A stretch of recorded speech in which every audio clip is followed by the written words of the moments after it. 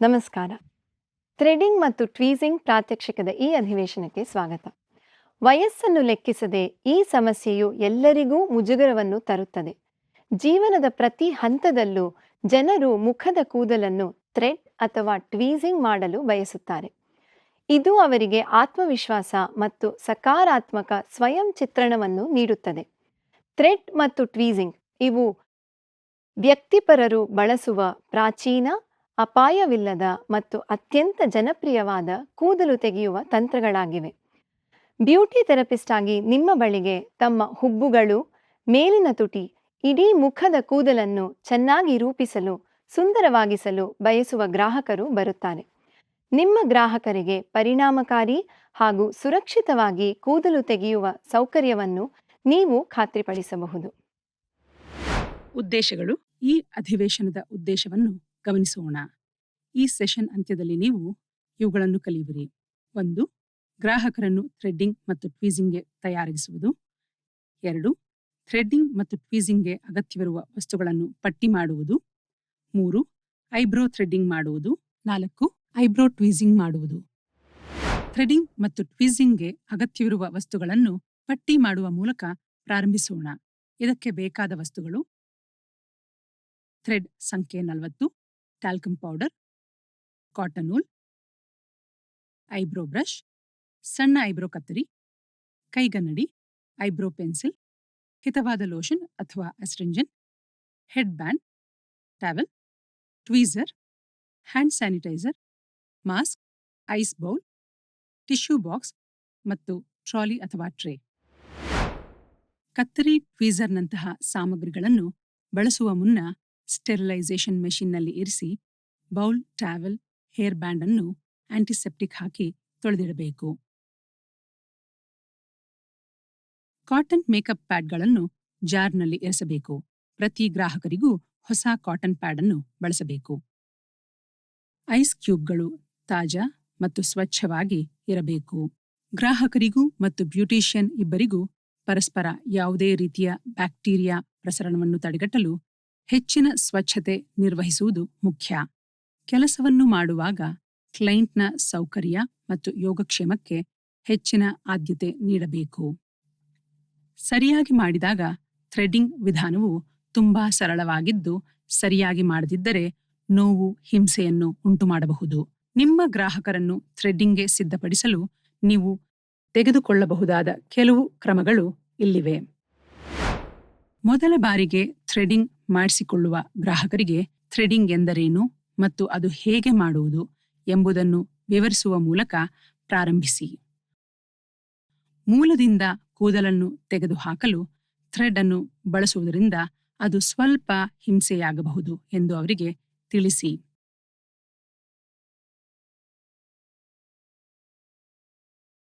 Thread ಮಾಡುವ ಮೊದಲು ಕ್ಲೈಂಟ್ನ ಚರ್ಮವು ಉತ್ತಮ ಸ್ಥಿತಿಯಲ್ಲಿ ಇದೆಯೇ ಮತ್ತು ಕಣ್ಣಿನ ಸುತ್ತಲೂ ಕೆಳಗಿನ ಯಾವುದೇ ಚಿಹ್ನೆಗಳಿಲ್ಲ ಎಂದು ಖಚಿತಪಡಿಸಿಕೊಳ್ಳಬೇಕು. ಕಡಿತ ಅಥವಾ ಗಾಯಗಳು, ಕಣ್ಣಿನ ತೊಂದರೆಗಳು ಮತ್ತು ಊದಿರುವುದು ಸಮಸ್ಯೆಗಳಿದ್ದಾಗ ಥ್ರೆಡ್ಡಿಂಗ್ ಮಾಡುವುದು ಸೂಕ್ತವಲ್ಲ ಎಂದು ಅವರಿಗೆ ನಿಧಾನವಾಗಿ ತಿಳಿಸಿ, ಏಕೆಂದರೆ ಬಹಳ ನೋವಾಗಬಹುದು. ಹಾಗೆಯೇ ಸಮಸ್ಯೆಗಳು ಸುಧಾರಿಸಿದ ನಂತರ ಅವರನ್ನು ಹಿಂದಿರುಗಲು ವಿನಂತಿಸಿ. ಕ್ಲೈಂಟ್ ಮುಂದುವರಿಯಲು ಪರವಾಗಿಲ್ಲ ಎಂದು ಹೇಳಿದರೂ ಮುಂದುವರಿಯಬೇಡಿ. ರೆಕಾರ್ಡ್ ಕಾರ್ಡ್ನಲ್ಲಿ ಕ್ಲೈಂಟ್ನ ಎಲ್ಲಾ ವಿವರಗಳನ್ನು ಖಚಿತವಾಗಿ ದಾಖಲಿಸಿ. ನಂತರ ಕ್ಲೈಂಟ್ ಅನ್ನು ಚೆನ್ನಾಗಿ ಬೆಳಕಿರುವ ಪ್ರದೇಶದಲ್ಲಿ ಒರಗುವ ಕುರ್ಚಿಯ ಮೇಲೆ ಆರಾಮವಾಗಿ ಕೂಡಿಸಿ. ಅಗತ್ಯವಿರುವ ಎಲ್ಲಾ ವಸ್ತುಗಳನ್ನು ಟ್ರೇನಲ್ಲಿ ಜೋಡಿಸಲಾಗಿದೆ ಎಂದು ಖಚಿತಪಡಿಸಿಕೊಳ್ಳಿ. ಕ್ಲೈಂಟ್ನೊಂದಿಗೆ ಮಾತನಾಡಿ ಕ್ಲೈಂಟ್ ಬಯಸುತ್ತಿರುವ ಹುಬ್ಬುಗಳ ಆಕಾರವನ್ನು ಇಬ್ಬರೂ ಅರ್ಥ ಮಾಡಿಕೊಂಡಿದ್ದೀರಿ ಎಂದು ಖಚಿತಪಡಿಸಿಕೊಳ್ಳಿ. ಈಗ ಹುಬ್ಬುಗಳ ಥ್ರೆಡ್ಡಿಂಗ್ನೊಂದಿಗೆ ಮುಂದುವರಿಸೋಣ. ಥ್ರೆಡ್ಡಿಂಗ್ ಪ್ರಕ್ರಿಯೆಯು 5 ಮೂಲಭೂತ ಹಂತಗಳನ್ನು ಒಳಗೊಂಡಿದೆ. ಅವುಗಳೆಂದರೆ: ಹಂತ 1 ಕೂದಲು ತೆಗೆಯಬೇಕಾದ ಜಾಗ ತಯಾರಿ. ಹಂತ 2 ಥ್ರೆಡ್ ಅನ್ನು ಸಿದ್ಧಪಡಿಸಿ. ಹಂತ 3 ಅನಗತ್ಯ ಕೂದಲನ್ನು ತೆಗೆಯಲು ಥ್ರೆಡ್ ಅನ್ನು ತಿರುಗಿಸಿ. ಹಂತ 4 ಉಳಿದ ಕೂದಲನ್ನು ತೆಗೆದುಹಾಕಲು ಟ್ವೀಸರ್ಗಳನ್ನು ಬಳಸಿ. ಹಂತ 5 ತಂಪಾಗುವ ಲೋಷನ್ ಅನ್ನು ಹಚ್ಚಿ. ಈಗ ಪ್ರತಿ ಹಂತವನ್ನು ವಿವರವಾಗಿ ನೋಡೋಣ. ಹಂತ 1 ಕೂದಲು ತೆಗೆಯಬೇಕಾದ ಜಾಗ ತಯಾರಿ. ಮೊದಲು ಚರ್ಮದ ಮೇಲೆ ಟಾಲ್ಕಮ್ ಪೌಡರ್ ಅನ್ನು ಹಚ್ಚಿ ಜಿಡ್ಡನ್ನು ಹೋಗಲಾಡಿಸಬೇಕು. ಉತ್ತಮ ಅಭ್ಯಾಸ, ಟಾಲ್ಕಮ್ ಪೌಡರ್ ಅನ್ನು ಅಧಿಕವಾಗಿ ಹಾಕಬೇಡಿ. ಹುಬ್ಬುಗಳ ಸರಿಯಾದ ಆಕಾರ ಮತ್ತು ಗಾತ್ರವನ್ನು ಅಳೆದು ನಿರ್ಧರಿಸಿ.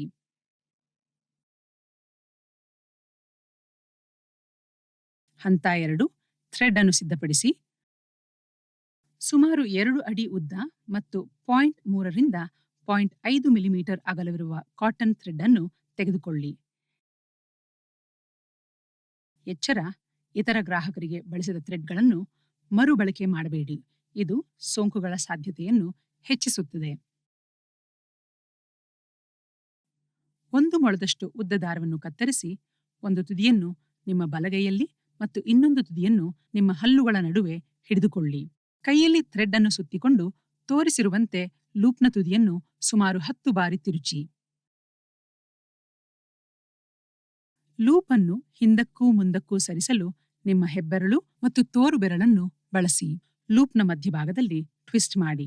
ಅನಗತ್ಯ ಕೂದಲನ್ನು ತೆಗೆದುಹಾಕುವಾಗ ಮುಕ್ತ ಚಲನೆಗೆ ಸಾಕಷ್ಟು ಥ್ರೆಡ್ ಇದೆ ಎಂದು ಖಚಿತಪಡಿಸಿಕೊಳ್ಳಿ. ಹಂತ 3, ಅನಗತ್ಯ ಕೂದಲನ್ನು ತೆಗೆಯಲು ಥ್ರೆಡ್ ಅನ್ನು ತಿರುಗಿಸಿ. ಥ್ರೆಡ್ಡಿಂಗ್ ಅನ್ನು ಪ್ರಾರಂಭಿಸಲು ಹುಬ್ಬಿನ ಭಾಗವನ್ನು ಹಿಗ್ಗಿಸಿ ಹಿಡಿಯುವಂತೆ ಕ್ಲೈಂಟ್ಗೆ ಹೇಳಿ. ತಿರುಚಿದ ಥ್ರೆಡ್ನ ಮೇಲಿನ ತುದಿಯನ್ನು ಅನಗತ್ಯ ಕೂದಲಿನ ಅಡಿಯಲ್ಲಿ ಕೂದಲು ಅದರ ಮೂಲಕ ಹೊರಬರುವಂತೆ ಇರಿಸಿ. ಎಚ್ಚರ, ಥ್ರೆಡ್ ಮಾಡುವಾಗ ಕತ್ತರಿ ಮುಂತಾದ ಚೂಪಾದ ಸಾಧನಗಳನ್ನು ಹಿಡಿದುಕೊಳ್ಳಬೇಡಿ. ಇದು ಗ್ರಾಹಕರಿಗೆ ಹಾನಿಯನ್ನುಂಟು ಮಾಡಿ ನಿಮಗೂ ಅಪಖ್ಯಾತಿ ತರಬಹುದು. ಟ್ವಿಸ್ಟ್ ಅನ್ನು ಕುಶಲತೆಯಿಂದ ಮೇಲ್ಮುಖವಾಗಿ ಮಾಡಿ ಅನಗತ್ಯ ಕೂದಲನ್ನು ನಡುವೆ ಸಿಕ್ಕಿಸಿ ಅವುಗಳನ್ನು ಕಿತ್ತು ಹಾಕಿ. ಹುಬ್ಬುಗಳ ಆಕಾರ ಸರಿಯಾಗಿದೆಯೇ ಎಂದು ನಡುವೆ ವಿರಮಿಸಿ ಪರಿಶೀಲಿಸಿ. ಮೇಲಿನ ಬೆರಳನ್ನು ಹರಡಿ ತಿರುಚಿದ ದಾರವನ್ನು ಕೆಳಗಿನ ಬೆರಳಿನ ಕಡೆಗೆ ಸರಿಸಿ ಮತ್ತು ಕಿತ್ತು ಹಾಕಿದ ಕೂದಲನ್ನು ಬೀಳಿಸಿ. ಈಗ ಇನ್ನೊಂದು ಐಬ್ರೋ ಮೇಲೆ ಕೂಡ ಇದನ್ನೇ ಅನುಕರಿಸಿ. ಹಂತ 4, ಉಳಿದ ಕೂದಲನ್ನು ತೆಗೆದುಹಾಕಲು ಟ್ವೀಸರ್ಗಳನ್ನು ಬಳಸಿ. ಥ್ರೆಡ್ಡಿಂಗ್ ಪ್ರಕ್ರಿಯೆಯ ನಂತರ ತಪ್ಪಿಹೋದ ಕೂದಲನ್ನು ಪರಿಶೀಲಿಸಿ. ಇದನ್ನು ತೆಗೆದುಹಾಕಲು ನೀವು ಟ್ವೀಸರ್ಗಳನ್ನು ಬಳಸಬಹುದು. ಸ್ಲಾಂಟ್ ಟಿಪ್ ಟ್ವೀಸರ್ ಅನ್ನು ತೆಗೆದುಕೊಂಡು ಬೆಳವಣಿಗೆಯ ದಿಕ್ಕಿನಲ್ಲಿ ಕೂದಲನ್ನು ಕಿತ್ತು ಹಾಕಿ.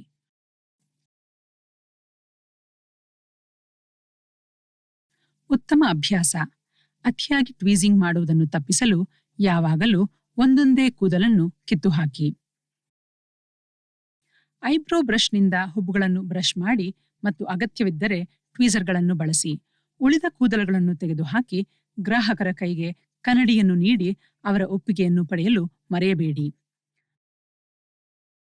ಹಂತ 5, ತಂಪಾಗುವ ಲೋಷನ್ ಅನ್ನು ಹಚ್ಚಿ. ಕ್ಲೈಂಟ್ ಕೇವಲ ಐಬ್ರೋ ಮಾತ್ರ ಮಾಡಿಸಿಕೊಂಡಿದ್ದರೆ ಅಲ್ಲಿಗೆ ತಂಪಾಗುವ ಲೋಷನ್ ಅಥವಾ ಆಸ್ಟ್ರಿಂಜೆಂಟ್ ಕ್ಲೈಂಟ್ ಕೇಳಿದರೆ ಮಾತ್ರ ಹಚ್ಚಿ. ಇದನ್ನು ಮಾಡುವಾಗ ಅಥವಾ ನಂತರ ಸಂಭವಿಸಬಹುದಾದ ವಿರೋಧ ಪರಿಣಾಮಗಳಿವೆ. ಅಲರ್ಜಿ ಅಥವಾ ಸೋಂಕಿನಿಂದ ಹೀಗಾಗಬಹುದು: ಚರ್ಮ ಕೆಂಪಾಗುವುದು, ತುರಿಕೆ, ಊತ, ಗುಳ್ಳೆ ಅಥವಾ ಕೀವು ಉಂಟಾಗಬಹುದು. ಅಂತಹ ಸಂದರ್ಭಗಳಲ್ಲಿ ಊತವನ್ನು ತಗ್ಗಿಸಿ ಚರ್ಮಕ್ಕೆ ಉಪಶಮನ ನೀಡಲು ಪೀಡಿತ ಪ್ರದೇಶವನ್ನು ಮೆಲ್ಲಗೆ ಐಸನ್ನು ಇರಿಸಿ. ಥ್ರೆಡ್ಡಿಂಗ್ ಮುಗಿಸಿದ ನಂತರ ಕ್ಲೈಂಟ್ಗೆ ಆಫ್ಟರ್ ಕೇರ್ ಸೂಚನೆಗಳನ್ನು ಒದಗಿಸಿ. ಉದಾಹರಣೆಗೆ, ಬಿಸಿಲಿನಿಂದ ರಕ್ಷಿಸಿ, ಹಿತವಾಗುವ ಉತ್ಪನ್ನಗಳನ್ನು ಹಚ್ಚಿ, ಈ ಜಾಗವನ್ನು ಮುಟ್ಟುವುದು ಅಥವಾ ಕೆರೆಯುವುದನ್ನು ತಪ್ಪಿಸಿ, ಕನಿಷ್ಠ 24 ಗಂಟೆಗಳ ಕಾಲ ಹುಬ್ಬುಗಳ ಮೇಲೆ ಸ್ಕ್ರಬ್ ಮುಂತಾದ ಯಾವುದೇ ಉತ್ಪನ್ನಗಳನ್ನು ಬಳಸದಿರುವುದು. ಇಲ್ಲಿಗೆ ಈ ಅಧಿವೇಶನ ಮುಗಿಯುತ್ತದೆ. ಮುಗಿಸುವ ಮೊದಲು ಕಲಿತ ಪ್ರಮುಖ ಅಂಶಗಳನ್ನು ನೋಡೋಣ. ಥ್ರೆಡಿಂಗ್ ಮತ್ತು ಟ್ವೀಸಿಂಗ್ನ ಮುಂಚೆ ನೀವು ಮೊದಲು ಗ್ರಾಹಕರನ್ನು ಸಿದ್ಧಪಡಿಸಬೇಕು. ಎಲ್ಲ ಅಗತ್ಯ ಉಪಕರಣಗಳು ಮತ್ತು ವಸ್ತುಗಳು ಸ್ಟೆರಿಲೈಸ್ ಮಾಡಿ ಸುಲಭವಾಗಿ ಸಿಗುವಂತೆ ಇರಿಸಿ. ಕೂದಲು ತೆಗೆಯುವ ಪ್ರದೇಶವನ್ನು ಸಿದ್ಧ ಮಾಡಿ. ಕಾರ್ಯವಿಧಾನಕ್ಕಾಗಿ ಥ್ರೆಡ್ ಅನ್ನು ಸಿದ್ಧ ಮಾಡಿ. ಅನಗತ್ಯ ಕೂದಲನ್ನು ತೆಗೆದುಹಾಕಲು ಥ್ರೆಡ್ ಅನ್ನು ತಿರುಚಿರಿ. ತಪ್ಪಿಹೋದ ಕೂದಲನ್ನು ತೆಗೆದುಹಾಕಲು ಟ್ವೀಸರ್ಗಳನ್ನು ಬಳಸಿ. ತಂಪಾಗುವ ಲೋಷನ್ ಅನ್ನು ಹಚ್ಚಿ. ಕ್ಲೈಂಟ್ಗೆ ಆಫ್ಟರ್ ಕೇರ್ ಸಲಹೆಯನ್ನು ನೀಡಿ. ಅಭಿನಂದನೆಗಳು! ಈಗ ನೀವು ಥ್ರೆಡಿಂಗ್ ಮತ್ತು ಟ್ವೀಸಿಂಗ್ ಕಲೆಯನ್ನು ಕಲಿತಿದ್ದೀರಿ. ಅಭ್ಯಾಸದೊಂದಿಗೆ ನೀವು ಪ್ರತಿ ಬಾರಿಯೂ ಸರಿಯಾದ ಆಕಾರದ ಹುಬ್ಬುಗಳನ್ನು ರಚಿಸಲು ಸಾಧ್ಯವಾಗುತ್ತದೆ. ವೀಕ್ಷಿಸಿದ್ದಕ್ಕಾಗಿ ಧನ್ಯವಾದಗಳು. ಮುಂದಿನ ಸೆಷನ್ನಲ್ಲಿ ಮತ್ತೆ ನಿಮ್ಮನ್ನು ನೋಡುತ್ತೇನೆ.